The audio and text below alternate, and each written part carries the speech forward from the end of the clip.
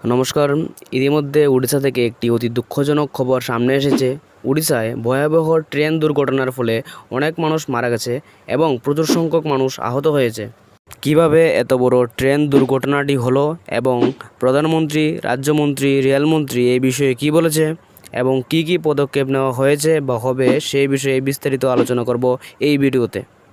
শুক্রবার উড়িষ্যার বালাসোর জেলার বাহানাগা বাজার স্টেশনের কাছে এই মর্মান্তিক দুর্ঘটনাটি ঘটে, যা কলকাতা থেকে 250 কিমি দক্ষিণে এবং ভুবনেশ্বর থেকে 170 কিমি দক্ষিণে অবস্থিত।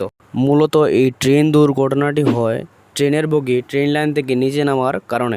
উক্ত ট্রেন দুর্ঘটনায় যুক্ত ট্রেনগুলি হলো 12864 Bengaluru Howrah superfast express, 12841 Shalimar Chennai central Coromandel express এবং একটি পণ্যবাহী train 12864 Bengaluru Howrah superfast express সকাল 10:35 বেঙ্গালুরু থেকে ছেড়ে যায় এবং 12841 শালিমার চেন্নাই সেন্ট্রাল করমন্ডল এক্সপ্রেস কলকাতায় শালিমার থেকে বিকাল 3:20 ছেড়ে যায়। হাওড়া যাওয়ার পথে 12864 বেঙ্গালুরু হাওড়া সুপারফাস্ট এক্সপ্রেসের বেশ কয়েকটি বগি লাইনচ্যুত হয়ে পার্শ্ববর্তী ট্র্যাকের উপর পড়ে। এই লাইনচ্যুত কোচগুলি তখন 12841 শালিমার চেন্নাই সেন্ট্রাল করমন্ডল এক্সপ্রেসের সাথে সংঘর্ষে পড়ে। তারপর চেন্নাইগামী করমন্ডল এক্সপ্রেসের কয়েকটি বগি লাইনচ্যুত হয়ে অন্য একটি পণ্যবাহী ট্রেনের সাথে ধাক্কা লাগে। এইভাবে পরস্পর তিনটি ট্রেন একটি বড় দুর্ঘটনায় যুক্ত হয়। সংক্ষেপে বলতে গেলে প্রথম ট্রেনের কয়েকটি বগি নিজ ট্র্যাক ছেড়ে পার্শ্ববর্তী ট্র্যাকের উপর পড়ে এবং বগিগুলি অপর একটি ট্রেনের সাথে সংঘর্ষে আসে। তারপর সেই অপর ট্রেনের কয়েকটি বগি আবার নিজ ট্র্যাক ছেড়ে অপর একটি পণ্য পরিবাহী ট্রেনের সাথে ধাক্কা লাগে।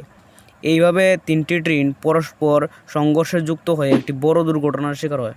এখানে যদি তৃতীয় ট্রেনটি পণ্য পরিবাহী ট্রেন না হয়ে যদি যাত্রীবাহী ট্রেন হতো, তাহলে আহত ও মৃতর সংখ্যা আরও বড় আকার ধারণ করতে পারত।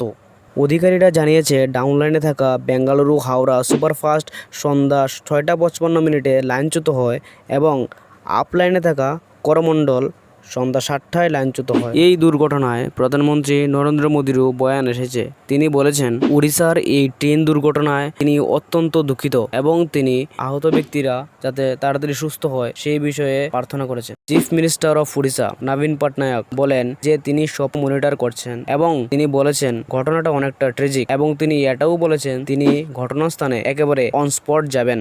রেলওয়ে মিনিস্টার অশ্বিনী বিষ্ণু তিনি আহত যারা আছেন তাদের স্পিডি রিকভারির জন্য প্রার্থনা করেছেন এবং বলেছেন রেস্কিউ অপারেশনের জন্য যা কিছু দরকার সবকিছু আমরা করব এবং এর সাথে সাথে যত সংখ্যক মানুষের ডেথ হয়েছে তাদের ফ্যামিলি মেম্বারসদের জন্য 10 লাখ টাকা কম্পেনসেশন দেওয়া হবে এবং যাদের গ্রেভিয়াস ইনজুরি হয়েছে তাদের 2 লাখ টাকা করে দেওয়া হবে এবং যাদের মাইনর ইনজুরিস হয়েছে তাদের 50,000 টাকা করে দেওয়া হবে, এরকম অ্যানাউন্সমেন্ট করা হয়েছে। এবং এই সমস্ত বিষয়ে আপডেট থাকতে সাবস্ক্রাইব করুন স্টে ইনফর্ম, স্টে আপডেটেড চ্যানেলকে। ধন্যবাদ।